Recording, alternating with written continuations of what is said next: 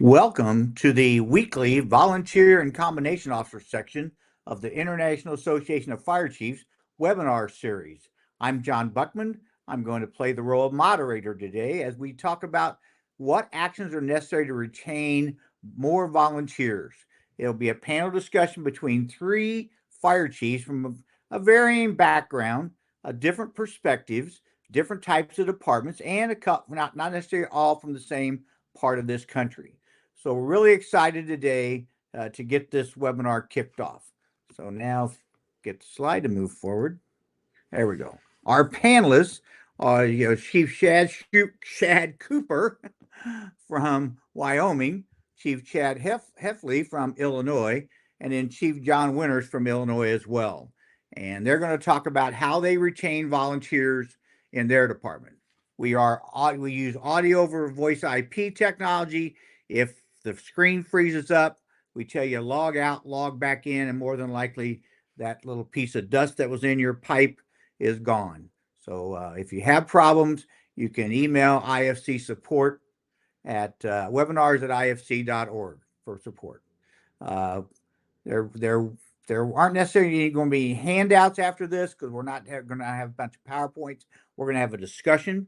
If you have questions, you want to let us know who you are in the chat, or if you want to have specific questions and answers, please go to the question and answer sections and we'll make sure to get your questions answered. So upcoming seminars, we've already had a couple of these, but we have one more scheduled for this month in June. And so we encourage you to show up for that one as well. That one should be interesting from a totally different perspective of the presenters are all female. So I encourage you to show up for that one. With upcoming events, Fire Rescue International is coming up in Dallas, Texas. We hope you show up for that. Symposium in the Sun in November. If you don't, we're getting ready to open registration for past attendees. And then everybody else can sign in, register. If you want to come, you better sign up quick because we usually sell out about 2 months before Symposium in the Sun starts. We have a technology summit coming up in December for the IFC, so we encourage you to go to that as well. This webinar will be recorded, and so you can use it for your officers meeting. You can use it for your personal refreshing of what you remember or what you don't remember from the webinar. So, we're looking forward to a great opportunity. So I'm going to go back to this slide right here. And so our presenters today is, and I'll just go in order of the pictures there is Chief Shad Cooper. You want to introduce yourself a little bit? Hey, good afternoon, everybody. My name is Shad Cooper. I'm the fire chief for Sublette County Unified Fire in Wyoming. All right, Chief Heffley, I'm sorry. Hopeful. Chief Chad Hopeful, fire chief for the Stillman Fire Protection District, Northern Illinois, just south of Rockford, Illinois. Well, now I know how to say your name correctly because I always said Jason Coy's name wrong too. So sorry about that. No worries. All right, Chief Winters. You're muted, Chief. There we go.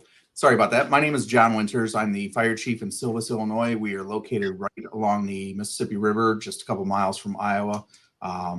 Small little department. All right. Well, welcome to all three of our presenters. They're the ones that have the guts to come on here. We have a few questions to ask, but overall, we have really no idea exactly where we're going to go. But everybody who manages volunteers realize there are less of them today that want to join your fire department.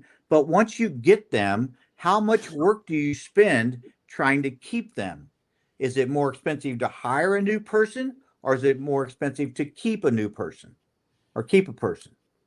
And that's one of the things to think about. So what we're going to do today is try to focus on retention of volunteers. And so, Chief, hopeful, I'll get that right. What program do you have that improves the retention of volunteers in your department? Excellent. Thanks, Chief. I think first of all, we need to make sure people understand that retention is different than recruitment. I think we lap those things together sometimes, and people have a recruitment and retention program, and they focus on certain things, and They bring those together when they really need to be separated out in a department. And I'm a strong believer that we need to make sure we can retain our volunteers and paid on call before we recruit, because it doesn't do us any good to bring new people into our world and show them what we want to show them. So they have the same beliefs and culture as we do. If we can't keep them once they get inside the door. Here at Stillman Fire Protection District, yeah, I've been here for 28 years, and it changes right throughout our lives in the fire service on what we've done and what we're doing. In the past several years, we've taken a really good look at the retention side of things. I think mainly here at the firehouse, we work really hard on a good training program. We make sure once people get in the department that they feel wanted and they feel needed. We remind our officers often about Maslow's hierarchy of needs. And I know when we go through all of our fire officer training, we learn about that. But really, when people feel appreciated and people feel like they're doing a good job and that they have a part in doing something, they want to stay because they want to continue to do a good job. So when we bring new people in, getting them trained to know how to do something. I just sat with some new recruits this morning, and we talked about the importance of the job of a runner on a fire scene, knowing where things are at. You have an important job. Your job is needed on the fire scene or on an ambulance call. So your job is to know where this stuff is at. Treating those people with respect when they learn those small things is hugely important. I've been a part of the fire service when we've brought people in, and we don't let them do anything until the first, it's 3 months before they're allowed to go on an emergency run, because we need to get them trained up to here. When if we can get them through the required training quickly and allow them to be part of our process, that is a tool that allows people to feel like they're part of the team. And I think that's one of the big things here at our department that we've used. The other side of things with that is I was told during a retention class one time that if you have people that are applying for your department and you don't get back to them in a timely manner, if they apply for the department in January and you don't get a hold of them until July, when you want to put together this big group of people so you can retain a large group, then they've already lost interest if it's the volunteer world. So we need to get to these people and retain them quickly, if that makes sense.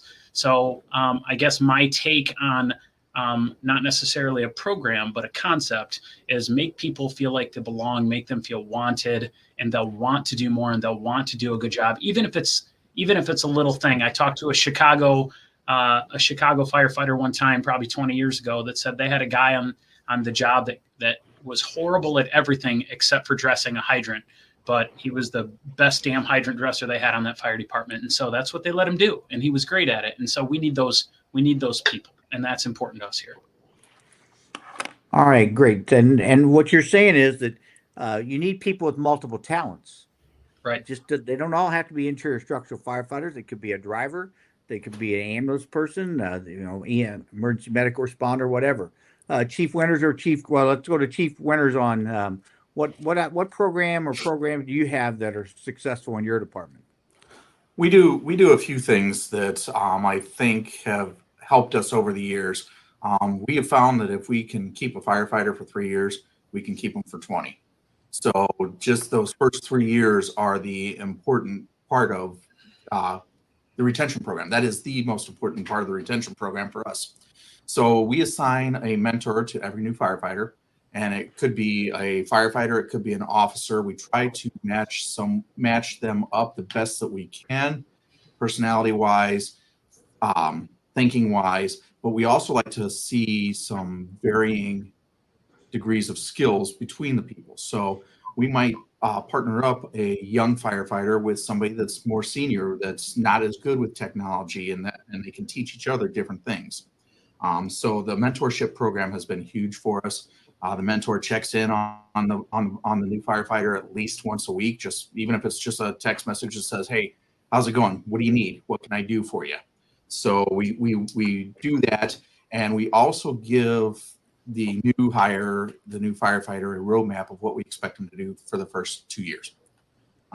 What trainings we want them to do, what classes, what advancements that we want them to make, and it gives them a route, and that helps the mentors too, because that gives them talking points to the new hires.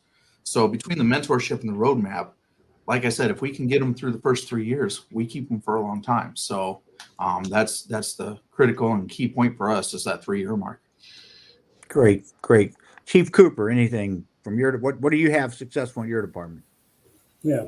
So as was mentioned, we shifted gears a couple of years ago, and we started noticing that that as was mentioned, the retention is really where we wanted to focus. And so we we called it a sensing session, but it was really a 360-degree size up with our membership. We had an in-person meeting with everybody, and it was just a brainstorming session where we wrote down ideas on the wall that were specific to retention, and then everybody voted on those ideas. And the top 5 vote getters were the things that we focus on administratively, and the big thing that came out of that was improved onboarding process and an improved mentorship program. And so as was just mentioned, we really spent a lot of efforts on improving that process. And so now we have it's a couple page long document that's all about establishing those expectations. When a new recruit joins the fire department, we sit down with them,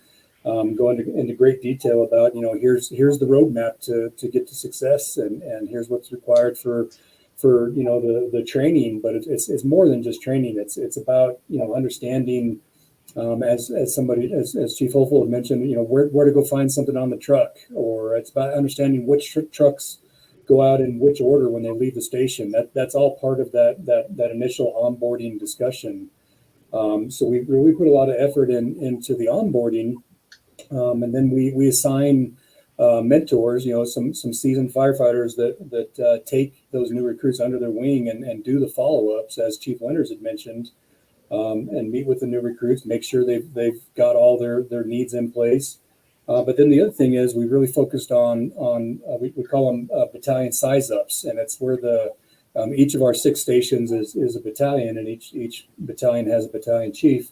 We gave some training to them about how to conduct those size up, and every 6 months the battalion chief works with the captains, works with the lieutenants, and works with the individual firefighters to do size ups, and we standardize the normal size up questions, and then give latitude to the battalion chiefs to add additional questions as necessary. But we really put some effort into creating the side rails to create a common operating picture on the onboarding, and then the mentorship, and then the regular size up meetings that are just an opportunity to give feedback, but just as importantly to receive feedback back from the new firefighters.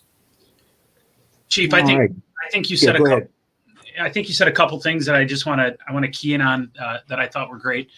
Expectations is obviously the big buzzword, and I think that's huge for us in the fire service, especially with our newer people, and being able to retain them. You don't want them to become a firefighter that just plateaus and doesn't go anywhere. We need to meet with our people. Retention is about keeping those people that aren't just on for 3 months and trying to retain them. It's retaining those 20-year members. If they feel like they're not part of the process, then you're not going to retain them. They'll leave after 20 years as well, and not be there for you when they're capable. And so setting those expectations, having clear communication with our new members as well as our long-term members, and setting expectations on a regular basis. And maybe it's, hey, 6 months from now, I want you to be a fire officer. If that works for you, if that's one of your goals, that's one of my goals for you, and then support them in that career path, whether they're a volunteer or paid on call or whatnot. And then the other thing, you guys both keyed in on mentorship in the fire service. And I think this is sometimes it can be real controversial, because I've seen and heard of fire chiefs that have said their mentorship programs were a complete flop. And I think it goes back to vetting our mentors. We all know that we have that firefighter, that officer who is a cancer, pardon my phrase, my terminology, in the fire service. Sometimes they might be a good on the job firefighter, but around the fire station, they can cause some internal issues. So vetting those mentors, and I'm sure you guys do, but We tried that once years ago, and I remember we assigned some mentors to some people, and it was pretty bad. And so vetting those mentors, one, not everybody wants to be a mentor to newer people on the fire department. And sometimes I think when we have an employee that is looking for guidance, they might have been on the department for 3 months, they might have been on the department for 15 years. There's nothing wrong with saying, you know what, you've done really, really well. You're going through some problems right now. Maybe we should team you up with somebody who has also gone through those problems and overcome those problems. And it might be an on the job thing and it might be an off the job thing, but finding somebody that can meet with that person, have a conversation, those dialogues other than a direct supervisor, but that mentorship program ongoing throughout your fire service, not just for your new people to keep them interested, but for your long running employees as well. Well, you all three of you brought up three topics that you just expanded upon it a little bit on the mentoring program. I think Chief Winters and Chief Cooper, you both mentioned about a roadmap. Is your roadmap like in writing, something that you might be willing to share with the group? Yeah, I'd be happy to. We have a list of everything that we expect out of our probationary firefighters to complete. We give them a 1-year guideline and a 2-year guideline. We track that. We track the dates that they complete it. The fire officers see this, the chiefs see this, the mentors see this. So that's another avenue for engagement of trying to keep the communication open. If somebody is starting to fall behind or not completing as much as what we are hoping they are, let's find out the reason. Is there a reason? You know, if it's summer and they've got 5 kids playing baseball and softball, okay, they're not going to be able to do as much. But then we say, okay, then in the winter you're gonna need to pick this up a little bit here because this is your expectations for the year. So it's a great guide. Does it absolutely work perfect every 100% of the time? No, but it works more often than it fails. All right, Chief Cooper, anything to add? You're muted, Chief. I do that every Zoom meeting. Sorry. Yeah, I was just looking to share my screen. Give me a moment here, and I'll come back to it in a little bit. But yeah, our onboarding process it is a written document but it's a living document that changes too. But you know, just hitting some of the highlights here is you know, we talk about our SOP manual. We want to sit down with our new members and go over the SOP manual. That's one of the check boxes in here. And in that checkbox, it's, you know, what day did we sit down and go over those SOPs? And then we have the mentor, you know, sign off that they went over that. But then, you know, going over, you know, maintenance on your PPE. You know, how do you clean your gear when you come back from an incident? You know, these are the kind of things that you're just not going to pick up in a you know, an IFSTA manual or something that's kind of local policy and procedure that needs some attention. You know, talking about, you know, what are our expectations when they come back from a call to rehab the truck and put it back in service? You know, how do we do that? So that's part of the roadmap that we're talking about. But then, you know, the rest of that roadmap, I mean, it goes into detail about, you know, how to use the four gas detector, you know, where to sit on the fire truck as a new member, you know, which trucks go out in which order, you know, how to start equipment. But then what I was trying to get to is the end of that document. I think is pretty unique. Is we really want that 360 involvement. You know, we want to hear from the firefighters on what are their goals, and we have many firefighters that just don't necessarily want to be an officer, or maybe their focus is they want to be a pump operator or whatever it is. You know, they want to focus on auto extrication, and we try to encourage that. And try to, you know, allow our firefighters to find their own niche within the organization and provide whatever specialized training that meets their interest levels. And so the end of that roadmap is we try to capture that and then circle back to that, you know, when we come back, you know, every so often and reevaluate, we want to track that progress and make sure that we were able to provide that training that caught their attention, and we're encouraging them for their own individual roadmap as well. Great. Well, go ahead, Chief Winters. Go ahead. Just to kind of comment on what Chief Cooper said about everybody has their own niche. In the fire service historically, and in life in general, too often we focus on the negative, something that a person is not good at, and we try to beat it into them how to do it instead of focusing on their strengths. For example, I can ropes and knots, technical rescue stuff. I can hardly tie my shoes, but I was not forced to try to figure that out. I found things like hazmat or something else that I liked, and I focused on that, and I went with it. And the officers that I had when I was a young firefighter, they just said, "Okay, you can't tie knots. We understand that. Don't worry about that. We've got people that can do that. You focus on something else." So we have to focus on people's strengths instead of their weaknesses. Great. Chief Hovel, you mentioned training at the very beginning of your conversation, and you just mentioned it again about mentoring, and not everybody is meant to be a mentor. What kind of training program do you think a potential mentor needs to go through? I know in Illinois, the fire officer program that we have does a decent job about how to talk to your people.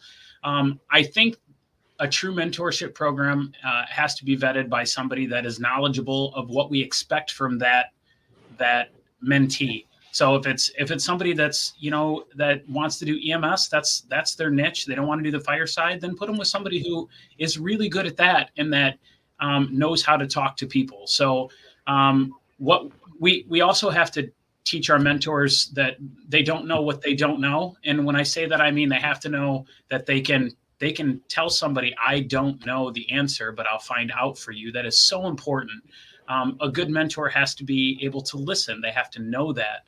They have to understand work-life balance in the volunteer world. When a mentor is like, "You need to be here 5 days a week. You need to be at your EMT class or your basic operations fire class. You need to make sure you do this. You need to make sure you study. Plus, you need to learn all the trucks. Plus, you need to do whatever." That's asking a lot from some volunteers. And as a mentor, understanding work-life balance, that fire department life is important, but your home life is important. Your full-time job is important. And we have to put emphasis on making sure things are good at home and making sure things are good in your work life so you can financially support yourself and your family if you need to do that. If you're the person that needs to do that, you can support yourself mentally and physically. And make sure we push those things and let people know that it's okay to tell people that the fire department doesn't have to be the number one thing in their life. Years ago, we had somebody on the department that said, we need you to give 110% if you're on this fire department. And we moved that into telling people, you need to give 100% of the time that you're at the fire station. So if that's 10% of your week, if that's 5% of your week, give 100% while you're here. But the rest of the time, focus on the things that are important in your life so you have the option of coming here and being that person that we need you to be, that we know can be a productive member of this fire department. So I think a mentor taking time to get to know the employee and get to know the employee's expectations, that's a big part of it. They have to know what we're expecting of that employee so they can support those needs and those goals of the department and that employee. Great. I want to come back to the work-life balance in just a couple of minutes. Personally, that's a big deal for me. And I've had to learn that it's different than my work-life balance when I was on the fire department. But you guys, you all mentioned about we call it onboarding, and most people identify onboarding as they fill out an application, you process their application, and you onboard them. But Chief Winters, you actually talked more about onboarding being like a 3-year process. It's not just filling out the application, processing it. So you want to talk a little bit more, Chief Winters, about that onboarding process and how valuable that is. All three of you have mentioned expectations. I think that's part of that onboarding process. Yeah, I mean, just because they've been hired and they have a T-shirt doesn't mean they're a firefighter yet. They have the title, but they don't know what's going on yet. They don't know what they don't know. And when they start to learn a few things, then sometimes they get a little bit ahead of themselves and think that they know more than they really do. That's why we have it set up for a long-term process. It's a couple of years and it's a gradual step. I can't expect a brand new volunteer firefighter to get certified in the first month of employment. we don't have the luxury of, our firefighters taking 10 weeks off to go to an academy. So we build it up and say, okay, you're going to start with this, and then we're going to build, and we're going to build with you, and we are going to grow with you, because as our mentors are helping them, it's bringing the mentors back involved with some of the more early stuff that they learned in their career also. So it gets them back involved, and it just is a way that we can say, here's what we would like, but we know it can't happen immediately, but here's how we would like it to happen. And if we can get it done in this 2-year time period, we would be thrilled. If not, it doesn't mean you're off the department. That just means that we will work on it for a little while longer. And then we continue that on even into the officer levels. So we have the same type of thing. Once firefighters on, if they're interested in becoming an officer, we give them a roadmap. Okay, this is what we want you to do, what we want you to work on to work up to being a lieutenant. And then the same thing to advance to captain or assistant chief. So it's really a lifetime of onboarding, because we're constantly trying to get our firefighters to move forward as far as they want. We don't force someone to ever go through the lieutenant stuff if they have absolutely no intention of being an officer. If we do that, we're going to run them out. So we just it's goals, setting goals, and for the entire career. All right, but Chief Cooper, I'm going to change the question a little bit for you. Not trying to put you on the spot, but we all have failures, and with the roadmap that you described a couple minutes ago, very detailed, so on and so forth. When you look at the times that it has failed to motivate that person, can you give me give us some of the reasons why it failed? Yeah. Thank you, Chief Buckman. I think Chief Holfold kind of hit on it a minute ago. Is we've had some mentors that maybe didn't want to be a mentor, or didn't have training or side rails on how to be a mentor, and so we've come back and I mean it's an ongoing process. Don't get me wrong. I don't want to pretend like we have all the solutions in here, because we certainly don't. But what we're looking for is feedback to improve that process, and that's one of the things that we've heard is that from our mentors, from our officer corps, is that they need some better support on how to be a mentor. And so if you don't mind, I'll share my screen real quick. Whoops, Sure. I got the wrong one here again. The screen, and there we go. So that's the onboard form. Let me switch. There we go. So this is the size up questionnaire, and based on the feedback I was just talking about, we kind of put together these standardized questions on how to engage with the mentorship program, and what kind of questions to ask, and and what these questions are is, where are you in qualifications? Do you have any open task books that we need to work on? Anything that you personally want to work on? How can I help you be successful? And we have regular participation requirements within the organization, and we want to know, are you struggling to meet those participation requirements? And then, do you have any gear or equipment that needs to be updated or replaced? And then, do you have any questions for us? And then here's the bottom one that I wanted to get to is this bottom question is how do we become better as an organization? That's really where I'm trying to drill into, is that feedback is really important for us to hear, because that's where we found that we weren't given enough support to our mentorship, to training for the mentors, and so now we've come back and tried to improve that a little bit. And so this is still fairly a new process. We've only been doing this for a couple of years, but I continue to see improvement, but I also see where we're missing the mark, and we need improvement. Well, anybody that's listening and they think they have a perfect system, call me, 812-480-4339, and we'll share it with the world. Chief Holfold, go ahead. I think what you said was great, Chief Cooper. I think too many times in the fire service, I was told this, that when I got on, I was to keep my eyes and ears open and my mouth shut unless it was a major safety concern. And that was verbatim out of people's mouth when I got on the fire service. And you hit it on the head when you said, we're getting feedback from these people to figure out what works well, what works better, what doesn't work even. And we have to be open to listen to that criticism if we're going to ask for it. If we listen to it and we take that feedback, we might have some good feedback, we might have some bad feedback, but listening to our people and saying what worked for you. Times change, right? We didn't get trained. We don't train people now the way we did before. And same thing with bringing people on and retaining them. We don't retain people the way we used to. 30 years ago, we got a steak dinner once a year. That was our payment. Now, if I went to these guys and said, hey, I'll give you a steak dinner because we've evolved on this department, they would laugh at me and say, that doesn't work. We need other programs. We need incentives. We need, something. And I'm not just saying monetary incentives, but an incentive program, whether it's a thank you can be an incentive.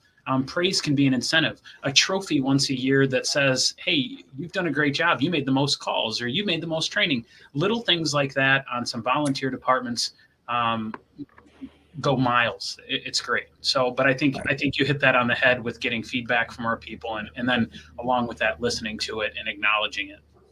A simple birthday card in the mail. A simple birthday card in the mail for all the firefighters on their birthday makes a difference. Yep. I can tell you the personal cards are important.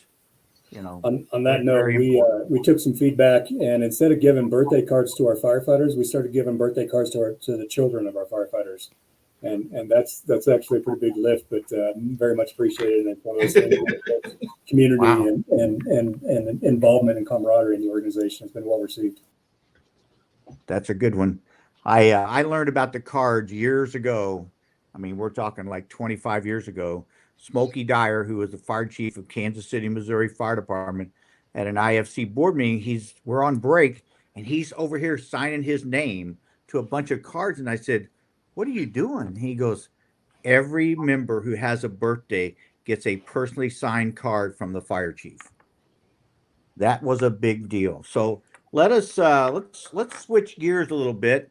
Before we do totally, I want to mention what you guys have talked about is not necessarily the roadmap, not necessarily a new concept, because Wildland uses that, and now the FEMA NIMS training stuff uses that, called a task book of Chief Winters, you talked about, you do these 10 tasks, and then when you get those 10, not that you get a red star, but maybe you get a gold star in the book saying, oh, good job, Chad. You just mentioned that as well.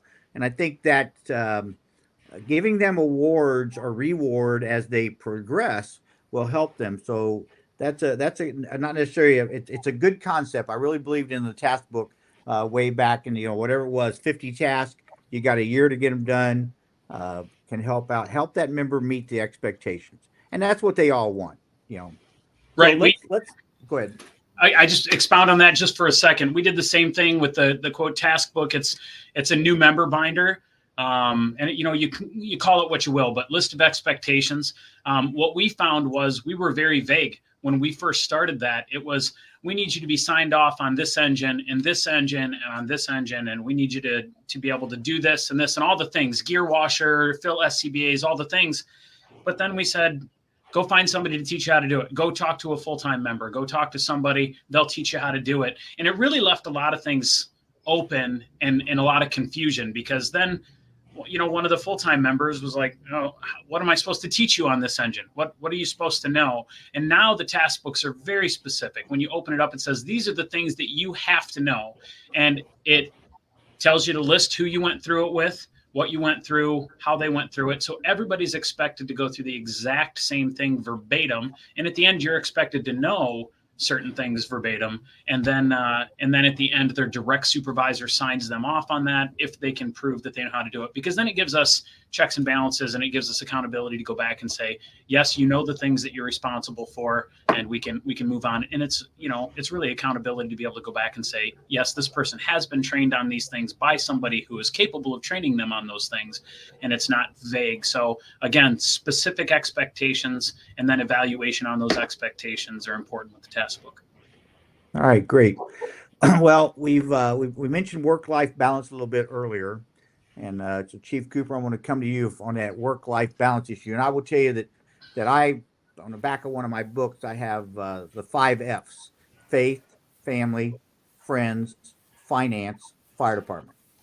Now, obviously, for a career firefighter, finance includes fire department, but what people have used that against me and said, "Oh, see, you always say family first." I go, "No, there are no numbers 1, 2, 3, 4, 5 beside those letters, because sometimes finance will come before family.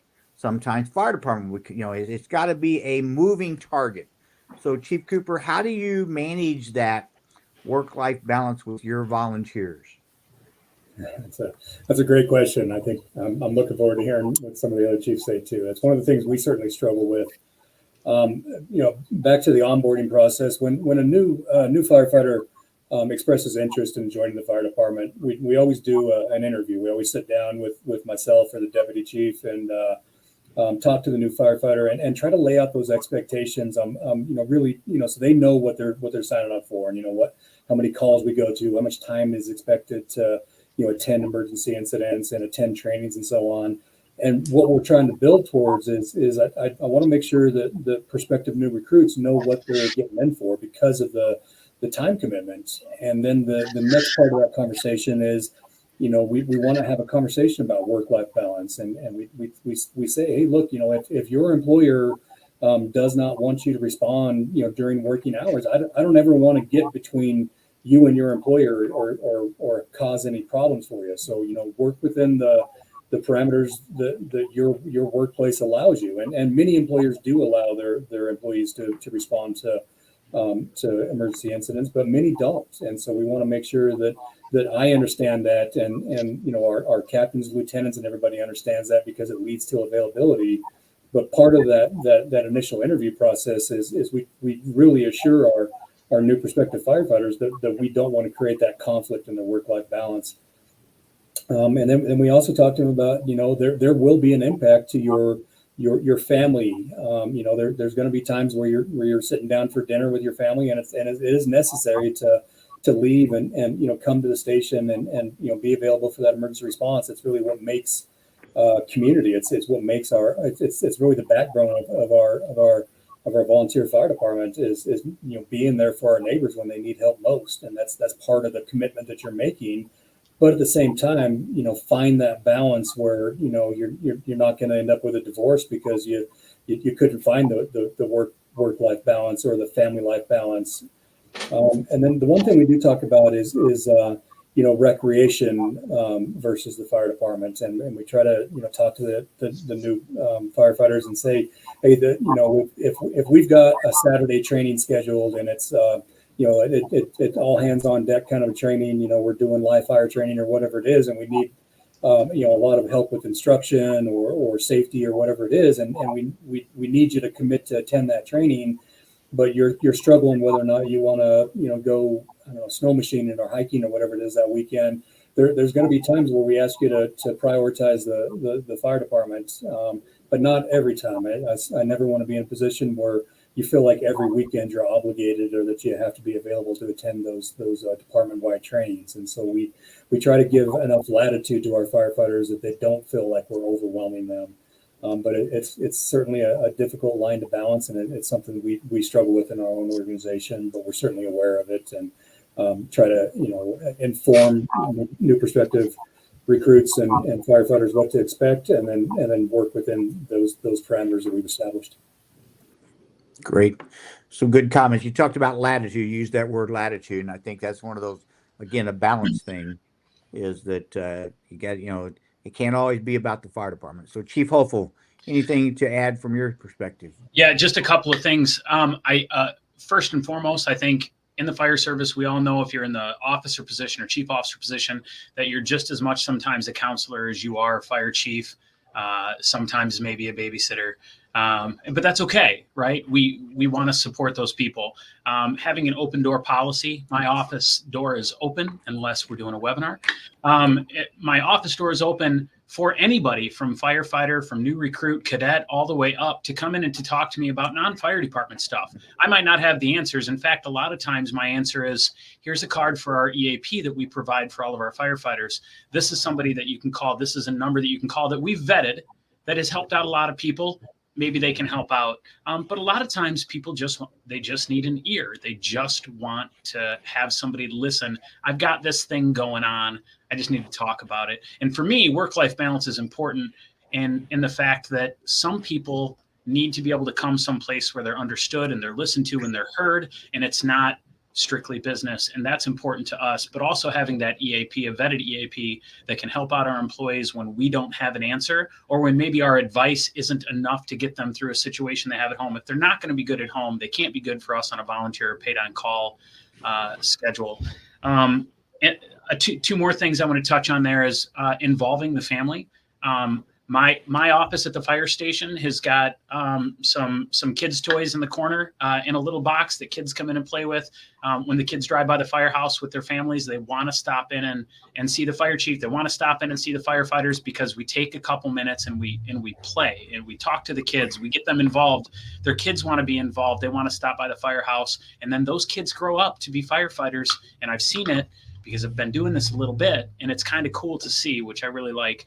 But then the other thing is somehow creating flexible scheduling for our volunteers. When I first started on the fire department, our training nights were Monday nights at 7:00. That's when training was. And we had a lot of people that got real frustrated because they never got a chance to come to training. And so it was very, very tough for us to get those people with the required training hours.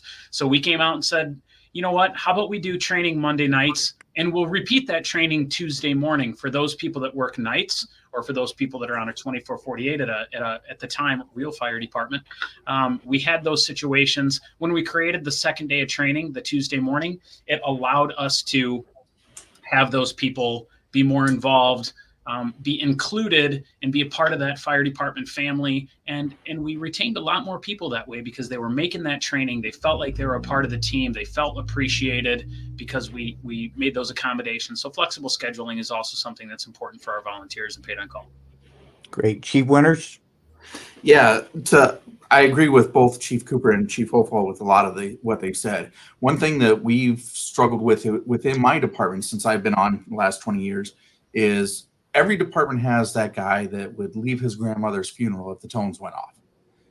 We have trouble with some of those guys that don't understand why everybody's not that way.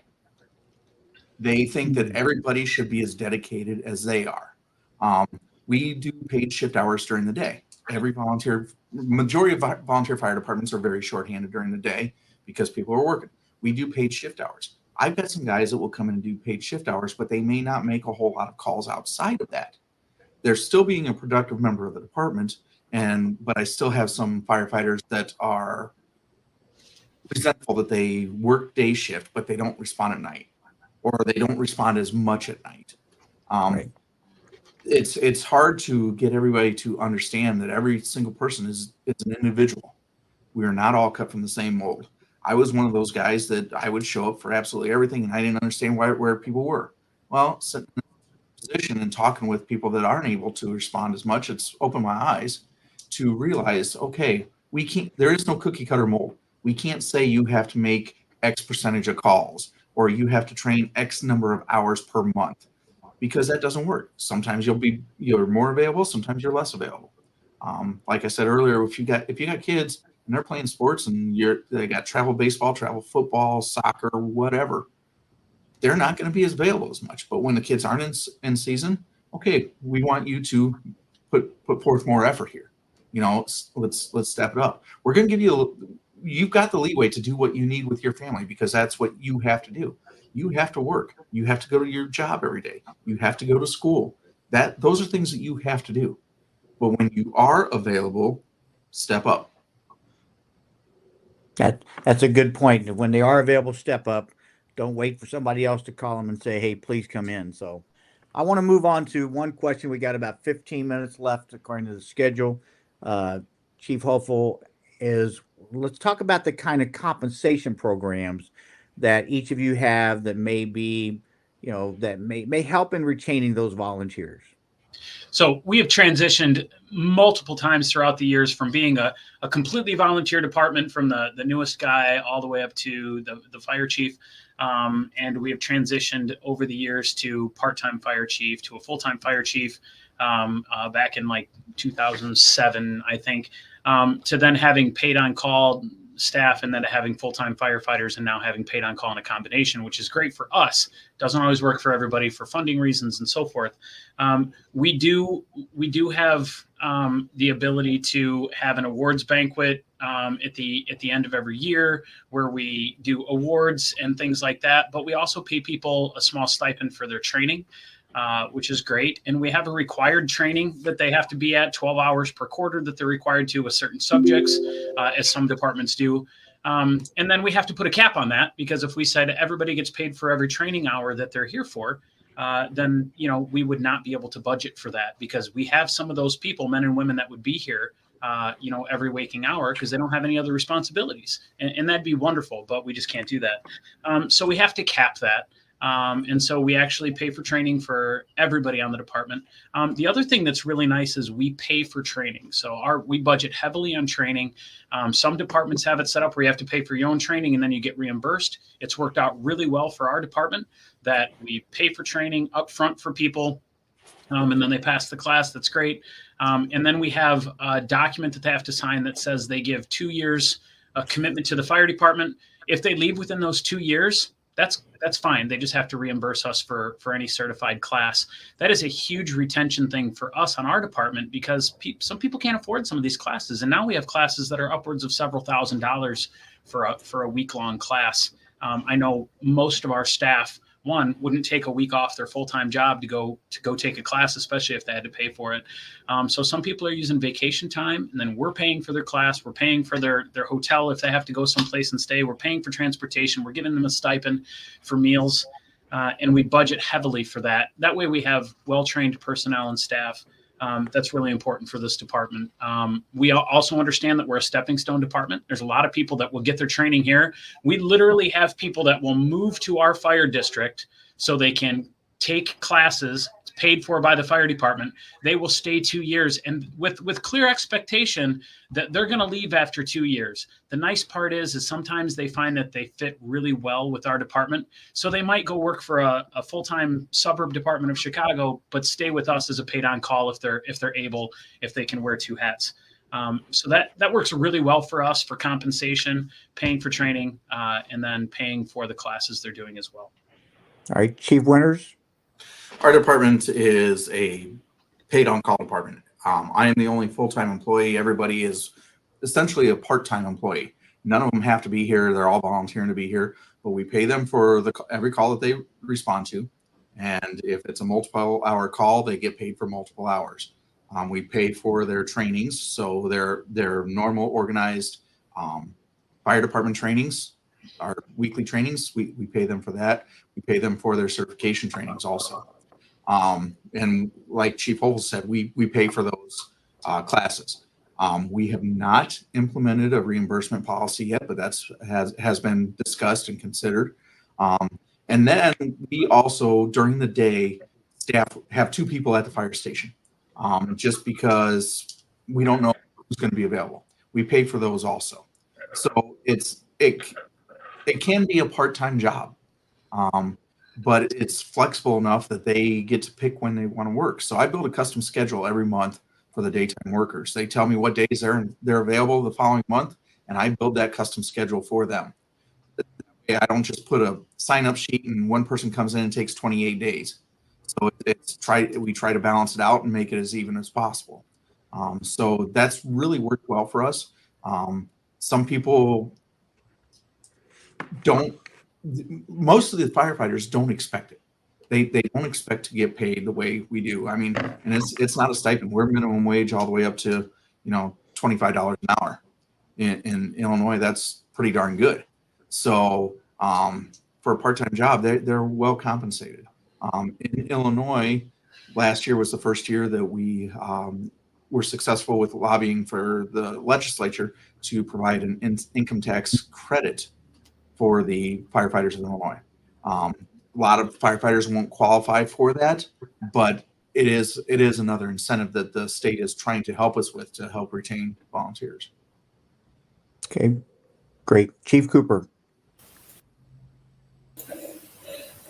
Chief Winters just hit on something I was going to follow up on, and in addition to the programs that Chief Holtzell and Chief Winters talked about, we do the same stuff. But we went back last year to the Wyoming State Legislature, and we lobbied to create a bill. And I'm sharing my screen right now. We handed this white paper, a pamphlet out to our state legislature, and just kind of talked about the needs for recruitment and retention in Wyoming, and how many fires we have, and where the problems were. But the reason why I'm scrolling down is I'm trying to get down to what one of the bills that we promoted was right here is health insurance for emergency responders.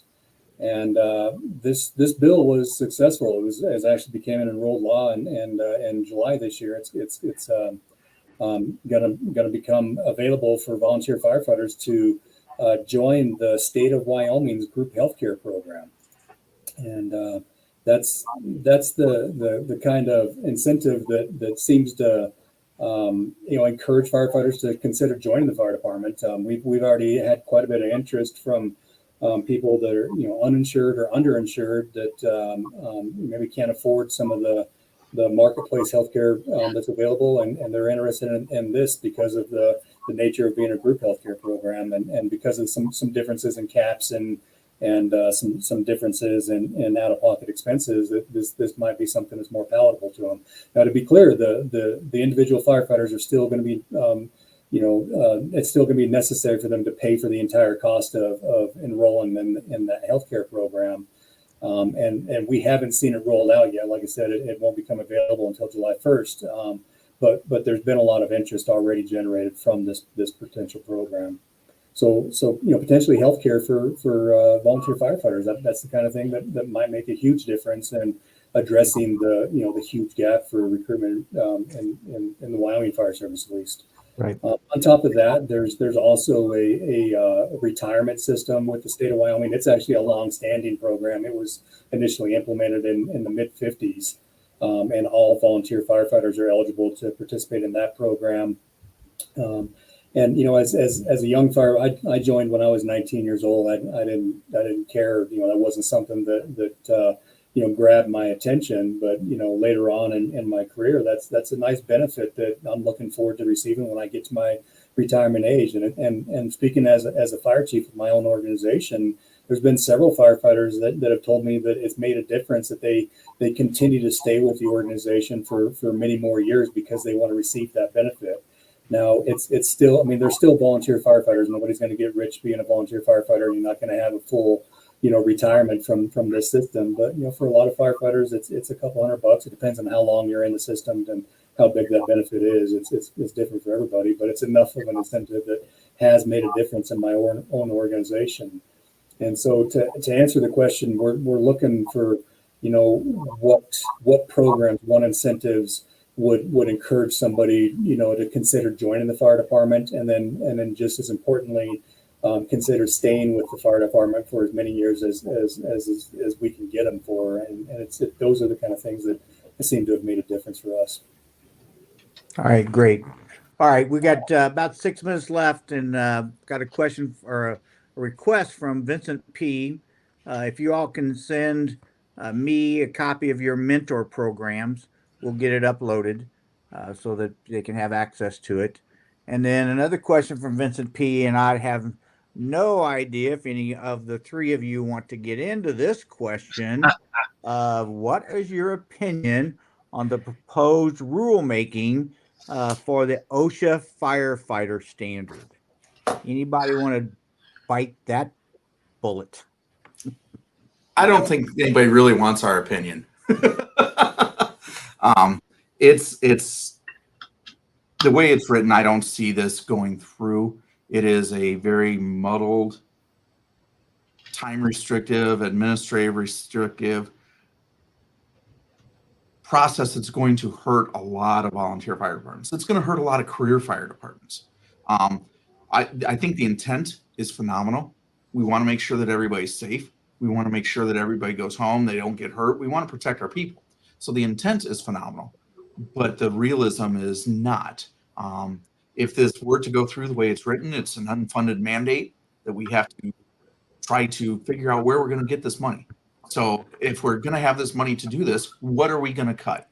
Are we going to cut services to provide what OSHA would want us to do? It's a huge double-edged sword because the concept is phenomenal. Practicality does not work. I think if we're gonna look at it for this webinar to talk about how it truly affects retention, I really think that we just need to understand that our people are going to believe what we tell them. We try to foster a positive attitude in the fire service. When people are brought down with negative things consistently, obviously they're going to have a different opinion. If this is overwhelming to the leaders in the administration, and we show them that we're constantly frustrated about it, I think that's going to show with our employees as well. So whatever happens, whatever we have to do, we are going to have to use our peers in the fire service and leadership to talk about what's working best for their fire departments. But in platforms like this, I think, however, it's kind of the thing that if the board of trustees or your city fathers or whatever tell you to do something as the fire chief, and the fire chief, passes a policy or whatever it is, you don't say we have to do it because the fire chief says we got to do it, or the board of trustees, we do it because this is the policy, this is what we have to do. We're going to have to, we've been dealt hands in the fire service that we didn't think we'd have to deal with over the past 50 years, and we've made it, and we're still going to be here 50 years from now, so we're going to have to roll with the punches. So I'll echo what's been said, but I submitted my comments, and I would encourage everybody to submit your comments as well. But it sounds like what Chief Winters submitted is pretty similar to what I said, is that I applaud trying to increase and improve safety, and there's a lot of good stuff in those recommendations that's going to directly address firefighter safety. But at the same time, it is an unfunded mandate. There's going to be some unintended consequences that really need to be vetted out. Right. One thing we are trying to do in Wyoming is engage with the Wyoming State OSHA Commission and talk about applicability to volunteers and compensation for volunteers, whether or not they're deemed under the purview of Wyoming State OSHA or not, and how that's going to be applied if this is rolled forward. And so that's one thing we're looking at that might be a little unique, I guess. Yeah, one of my comments, and we will move on, but is that the OSHA rules apply the same to that fire department that makes 100 runs a year as the department that makes 100,000 runs a year. And it's like, how can that be realistic? How can that be validated?